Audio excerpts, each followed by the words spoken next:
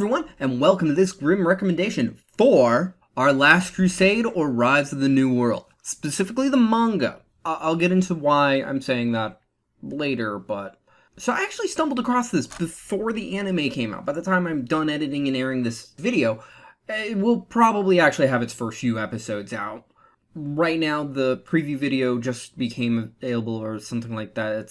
It's weird, but just for timing purposes. This story is really interesting so far. So, I've read about halfway through what is currently available, and it is basically lining up to be a romance, which I'm not usually a fan of, between two characters. A member of the Empire named Isuka, who is some great swordsman, I think an apostle or apostate, I can't exactly remember the wording for it, and wields these two really unique swords. I won't get into the details about them, but just, they're really unique. And Alice Lise Lou Nebulous the Ninth. I'm not repeating that whole thing, just Alice. A starseed holder, I can't remember the exact term, but she's the Ice Witch of Calamity. She is a magic user. And they come from two different countries that have been at war for 100 years. Now, this isn't some Romeo and Juliet kind of thing. Please don't do that. At least not yet, and still, please don't do that. And the romance isn't forced. It's happening naturally. The two meet in the battlefield very early on in the story, after Isuka is released from prison for something that I won't get into. It's explained very early on, like, first few pages, and is basically ordered to go out on the battlefield and do these kind of things. Now, they both want similar goals when it comes to this war, and they don't know that to begin with, but they fight very early on, and it's very much a back and forth kind of thing. I honestly can't wait to see that fight animated. Sort of. Again, I'll get into the anime thoughts on that so far.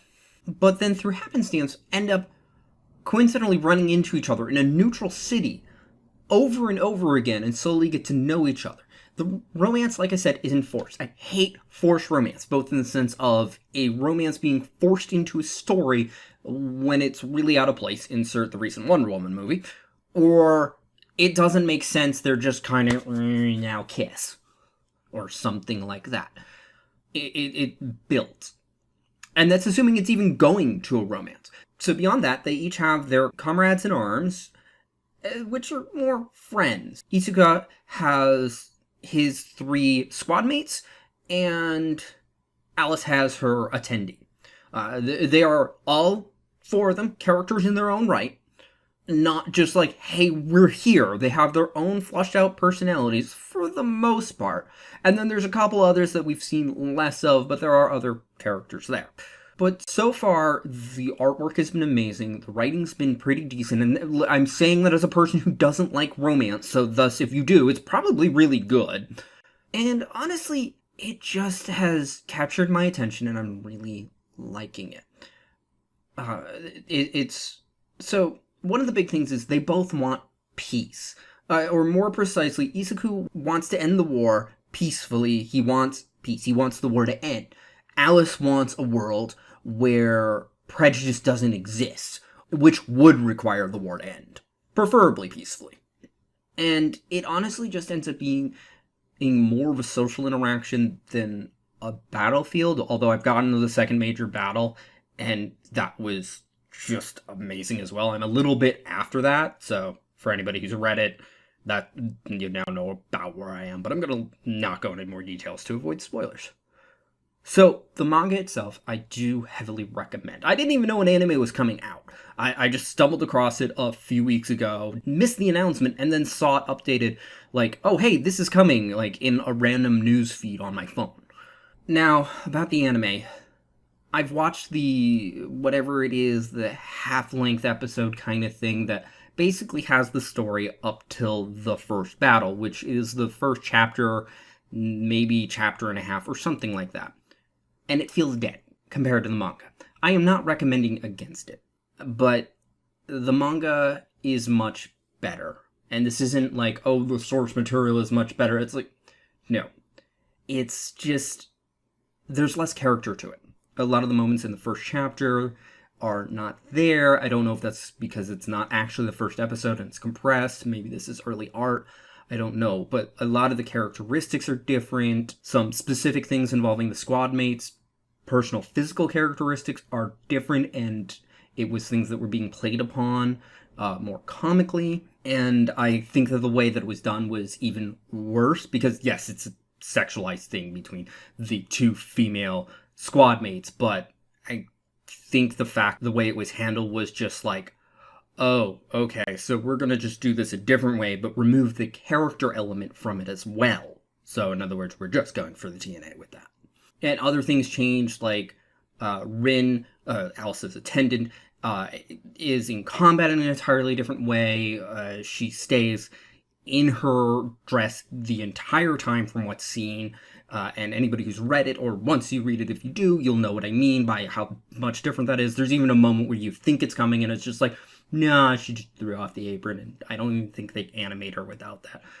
And Alice's hat, which is a major piece of her original outfit, or I should say her headwear, is entirely different. It's not even a hat anymore, it's just a basic veil. And there's an important reason for that to be there as well. Not necessarily the hat, but something covering her face. So it feels like it has an issue of the people who are doing the anime didn't read the source material, and thus it is likely to derail very quickly, and I don't like animes derailing. And there's only one anime in which I can think of off the top of my head in which the anime was better than the source material when it deviated, and even then, the source material wasn't that bad, it was just had a bad taste in my mouth kind of moment, and that was Escriad, which was really good, and I kind of wish my physical copies of the manga weren't destroyed. Gotta read that again at some point. Side recommendation for Escriad. It's spelled funny. But yeah, I don't know what else really to say about this. It's feeling like a proper romance. It doesn't feel like mushy, let's be overly emotional. It's like, these are two people that are meeting and growing fond of each other.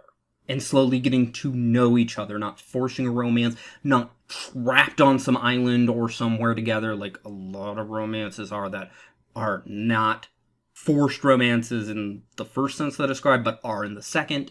In fact, they're both very reluctant at one point in time to acknowledge any feeling that they have towards each other of just basic attraction. So really, I recommend reading this. I don't want to repeat the name, it's really long and I'll screw it up. And I'm not even going to try saying the Japanese name, but I'm going to give the anime some time, but yeah, I really recommend the manga. Also, as a side note with the manga, it plays really good on the dichotomy of the fact that it's a black and white medium, and it plays very good with the putting the colors of black and white as like a juxtaposition to one another. That likely won't be displayed well in color. They might be able to pull it off, but I don't know. Regardless, like I said, I recommend this. I'm iffy on the anime, but it's only the first episode, so I'm going to give it time. Regardless, thank you for watching. If you enjoyed this video, feel free to press the like button. If you think somebody else will enjoy this video, feel free to share this video. Either way, you'll help this video get seen more. If you didn't enjoy this video, feel free to press the dislike button. I won't mind, but please leave a constructive comment as to why. Also, feel free to comment in general, such as, what do you think of this manga? Or what do you think of the anime so far, or by the time that I've released this, I should say? What other animes/mangas do you have opinions on, or would you like to hear my opinions on? Do you know of other romance stories that aren't forced, that are good? Or do you want to hear me talk about any more fandoms/media in general, or have other opinions? I'm willing to take in almost anything, to get an opinion out there if people want to hear it. And if you want to see more like this, be it my unboxing videos, my board game overviews, my painting videos, and anything else that I might do on this channel, feel free to subscribe. Regardless, thank you for watching and have a wonderful day. Bye-bye.